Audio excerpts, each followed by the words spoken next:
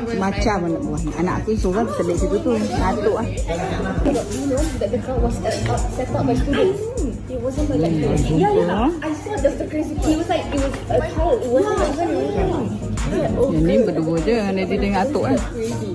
And then Awak macam-macam ni. Saya dah suruh awak kerja. Awak nak kerja. Awak yang kerja ke saya. Awak ikut arahan saya. Boleh tak? Saya potong jawab nanti. Boleh tak? Boleh tak? Boleh. aku ni. Dah jadi jawab. Okey. Ni pun tahu tak aku. Okey.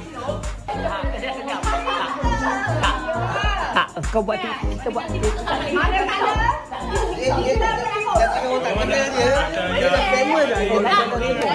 Keluarga